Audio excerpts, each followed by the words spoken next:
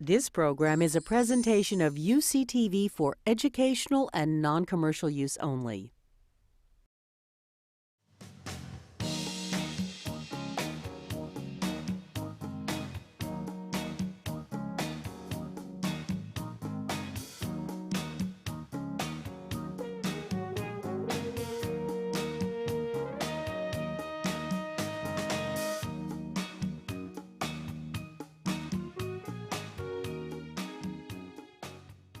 Muy buenas tardes y bienvenidos. I'm Patrick Velásquez. I'm a lecturer in the Education Studies program at UC San Diego.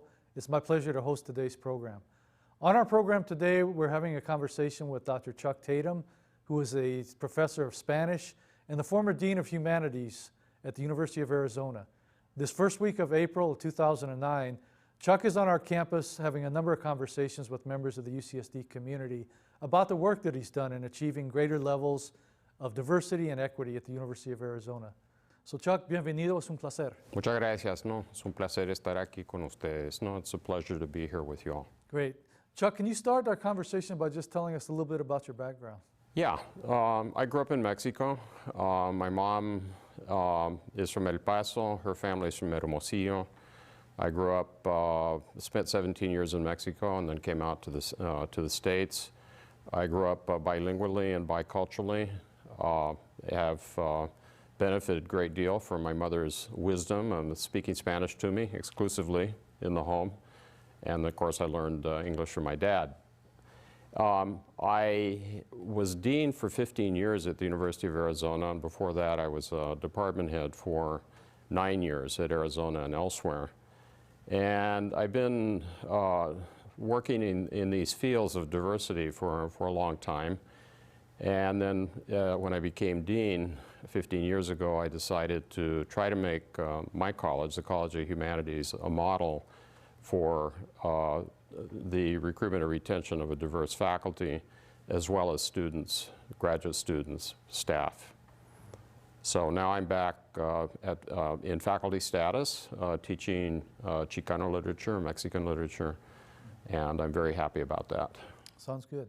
Chuck, your background is very interesting on a number of levels. If I can make an observation, one of the tensions, if you will, that I've seen in higher education for at least 30 years is between the different roles that faculty can play in higher education. And on one hand, you have the sort of traditional role of scholar, but on the other hand, some faculty will play the role of what we might call an activist, or somebody who advocates for positive change on the campus. And I know that you've done a lot of scholarly work. You've published a number of works, including books and journals, and received a lot of recognition for your scholarly work. So I wanted to ask if you could tell us a little bit about how you've negotiated this complex process of moving from being a scholar, which is a much more individualistic role, to taking a more collective role as an activist and an administrator who really is responsible and conscious of creating change in the areas of diversity. Well, I don't see these as being mutually exclusive. As our new president, President Obama, has said, I can multitask. And it's been a balancing act, there's no doubt about it. And during my time in academic administration, I've tried to keep my hand in teaching as well. So I usually teach a course per year. But my activism and my wanting to make a statement at the University of Arizona in terms of how diversity can succeed, or how the recruitment and retention of students and faculty can succeed, I see that as an outgrowth and, quite frankly, as a complement to my scholarship and my teaching. If I were in a completely different field, perhaps it might have been more difficult. But I don't see these as, having required a superhuman effort. I see them as natural and complementary and integrated. Chuck, in 2005, you authored a report titled Charting a University of Arizona Course Toward Becoming an Hispanic Serving Institution. And this is a report that addresses the recruitment and the retention of Chicano Latino students and faculty and administrators. Chuck, just to clarify for our audience, if I understand correctly, an Hispanic serving institution is a college or university with a student enrollment that's at least 25% Latino, no? That's correct, and it's from a certain income level as well. So it's not just across the board. There are guidelines as far as economic need. and so forth. And what would you say is the significance of that designation for an institution like the University of Arizona? Well, for the University of Arizona, which is currently about 16% Latino, it gave us a goal. And that's what I saw the great value of an HSI, or Hispanic Serving Institution, serving our particular campus. We were going to get there anyway. We're going to get there anyway, maybe in 10 years, simply because of demographic change, where the state will be probably 50% Latino by, in 10 years, 10 or 15 years. And the university enrollment will change accordingly, but I thought we could do better than that and actually strive for it and develop strategies to get there much sooner.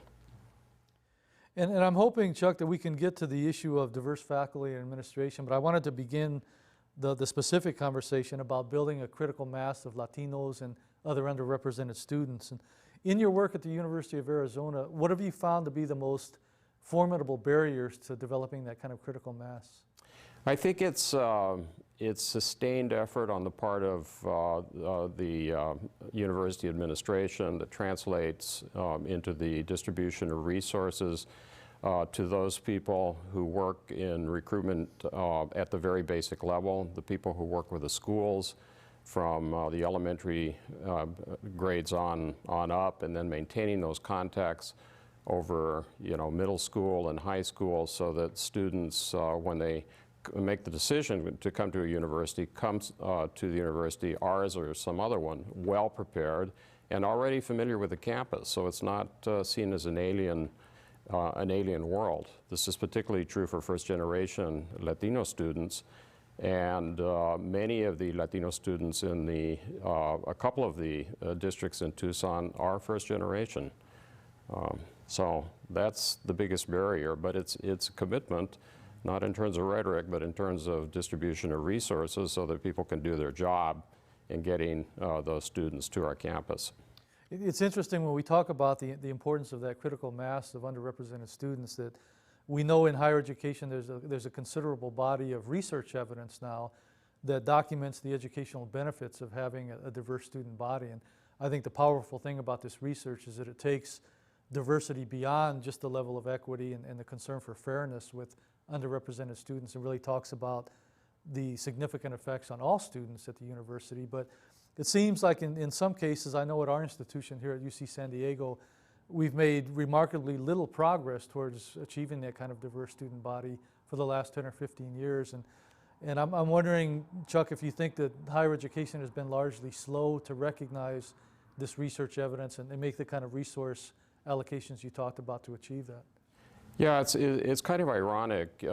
Elite institutions such as the University of California at San Diego, and to a great extent Arizona as well, pride themselves in the production of new knowledge and in making innovations available to the public, et cetera, and being on the cutting edge of different fields of research.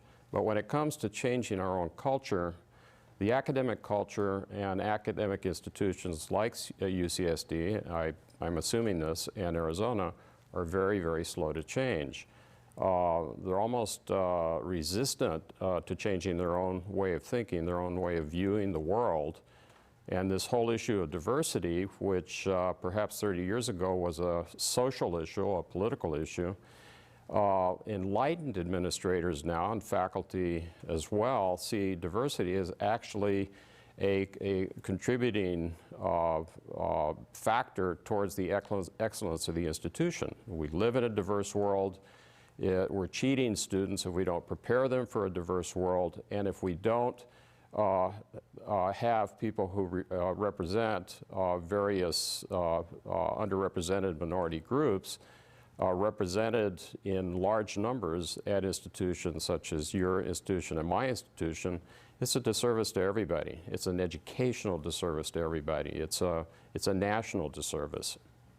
And another analysis that I've seen, Chuck, is that what ethnic studies scholars often refer to as white privilege, the notion that white privilege is really deeply entrenched in higher education at all levels. And to what degree do you think that might be a variable that contributes to this lack of of institutional will to achieve a critical mass? You see it in insidious ways, particularly among faculty, so-called liberal faculty or even progressive faculty, self-identified liberal and progressive faculty, will often posit what they see as a contradiction between diversity and excellence. Whereas, resting on their very comfortable notion of what constitutes excellence, which plays itself out by eliminating and keeping out of the academy diversity. Whereas diversity really is part of excellence. It's another ingredient of another factor that should be considered when one is talking about the excellence of an institution or the excellence of a research program. Yeah, I've heard it said that that's a necessary but insufficient condition of excellence, is you really have to have diversity. Absolutely. Without that, you can't really stake a claim to being an excellent institution. It would be as though a scientist is ignoring a whole body of research in order to prove his or her hypotheses. Well, when you're ignoring the changing demographics and the globalized world that we live in, and you eliminate diversity, it's like you're dealing with the world 50 years ago, 60 years ago. And if we move beyond the level of analysis to think about solutions and innovative ways to do that, Chuck, what have you found to be the most effective and useful strategies at the University of Arizona to recruit and retain Latino students in particular? I know there's a big demographic population of Latinos in the state of Arizona, in the Tucson area where your institution is located. Yeah. What have you found in terms of effective strategies?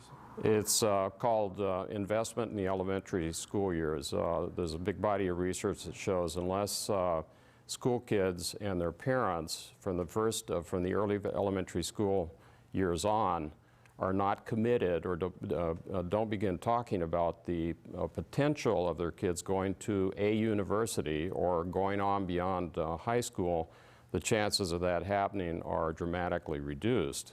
So I think universities, public universities such as the University of Arizona and perhaps UCSD, need to create much more robust programs where they're in contact with those children, particularly first generation in the case of Tucson, and their parents and their teachers, and principals and counselors, et cetera, so that connection is made very early on, and universities then need to kind of proceed lockstep through the middle school and the high school years so that kids are taking a rigorously academic curriculum that's going to get them into college and beyond that, that allows them to succeed in college once they get there.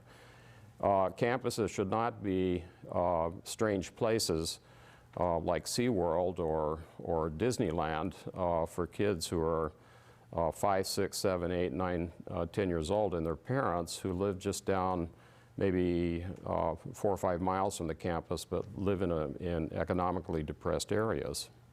The campus should be welcome to them as well, early.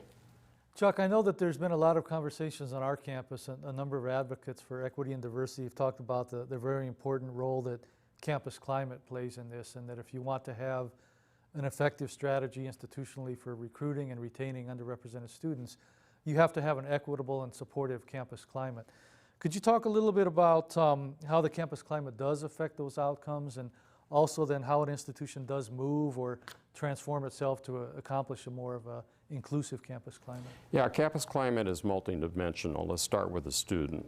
The student who comes on campus, say as an elementary school kid or a middle school or a high school kid, and then maybe a person who's been a kid who's been admitted to a campus like Arizona, and comes on and deals with people who by and large are not of his or her cultural background or ethnic background or racial background.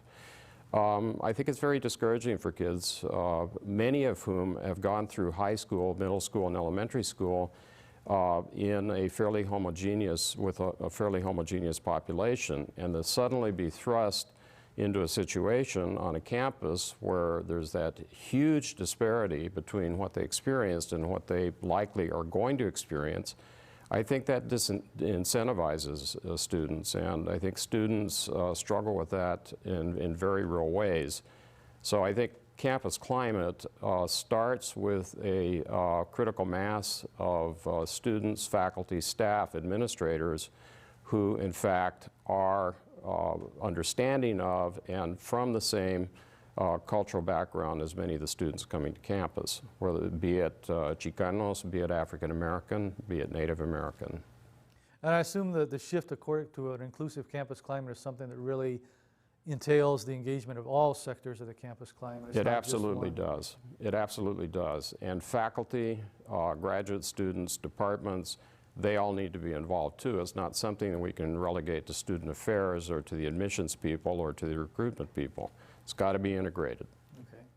And Chuck, how would you respond to an argument that we hear a lot, which is that most Chicano Latino high school students don't have the kind of academic preparation to succeed at a selective institution like UCSD or the University of Arizona, and that they might be better off attending a community college instead? I've heard that for 20 years in Tucson, and I reject that. Obviously, we have school districts that are not as well funded as other school districts. Public education in Arizona, in terms of funding, is almost dead last. We're competing with states that historically have underfunded public education, and it's getting worse rather than better. And I think that's where universities need to step into the vacuum there and provide that kind of leadership and devote those kinds of resources, again, to the public schools where you find large concentrations, let's say, of Latino students, and give a helping hand, not as a social statement or as a moral statement, but as an educational issue, where we in fact enable students to get the kind of contacts they need early on and to get the kind of education, or at least model for them the kind of education that they're going to need to get to the university. Our dropout rate in Arizona is also one of the highest in the nation. And for public universities, particularly a land-grant university such as Arizona, to stand by while in its own backyard in Pima County, kids are failing right and left. I like to use the pyramid, where right now it's just the pinnacle of the pyramid of Latino kids who reach the University of Arizona. And through strategic investments, I'd like that geometric shape to change to a rectangle, where there's a chorro, a flood of kids who graduate from high school and are coming to Arizona or to other campuses such as UCSD. And as we talk about these, it is very hard to separate issues from those that relate to students directly and their retention and recruitment, and those of faculty. And I think, again, a lot of advocates for equity would argue that one of the fundamental components of an inclusive and supportive campus climate is a diverse faculty. And so I wanted to ask the same question we talked about earlier. At the University of Arizona, what have you seen to be some of the most difficult barriers that get in the way of achieving a diverse faculty? Well, I think the biggest problem is accountability, quite frankly. I think there's a great deal of rhetoric that one finds in public statements by administrators, chancellors and presidents and so forth. But if administrators are unwilling to carry out their rhetoric, that is to put in practice their good-sounding rhetoric, by devising a fairly rigorous system of rewards and punishments in the recruitment and retention of faculty, nothing's going to happen. Rhetoric is easy, rhetoric is cheap. The really hard work comes when you make a department head, or you make a dean, or you make search committees, faculty search committees, responsible for producing a diverse pool of candidates and then acting through that process until, in fact, there's much more success at the other end. And I wanted us to talk a little bit about some of those barriers specifically, and some that certainly we've observed in the San Diego area, not only with UCSD, but other institutions like San Diego State and Cal State San Marcos, the University of San Diego, that are all struggling to achieve a more diverse faculty. One of the things, of course, that we hear often is this notion that the pool of qualified underrepresented candidates is not adequate, And what do you think of that kind of response? or Well, it perspective? varies according to discipline. I think in the humanities, that probably isn't the case, and I don't think it's true in education as well. But let's take science as an example. I talked yesterday in my presentation to a varied audience that the idea of growing your own really needs to be acted on in a very aggressive way. Here at UCSD, you have an extremely high standard for admission to this university. The kids who come here, the young men and women who come here and finish here and go on to graduate school, let's say a Latino student, as they go on to graduate school, departments, particularly faculty members and others, need to track them, find out where they're going to graduate school, find out when they finish, and then see if, you know, upon the completion of their MD degree or their law degree or their PhD, if there's a fit back here at UCSD or Arizona in our case. And I think that's one way of overcoming the shallow pool in certain areas, such as the sciences or perhaps in engineering. I don't know the statistics here, but at Arizona, there are a lot of young men and women who go through and successfully complete their degrees in science and engineering. And many of them go on to graduate school for an advanced degree. Bring them back. See if they're interested in coming back to their undergraduate institution and becoming a tenure ladder faculty member. I know it's happened here in the medical school, and I think that's a great model for other colleges. There's another response that we've heard that says, and we hear this often from, I think, at the administrative level of, say, divisional deans or academic vice chancellors, and that's the idea that those administrators cannot micromanage faculty hiring.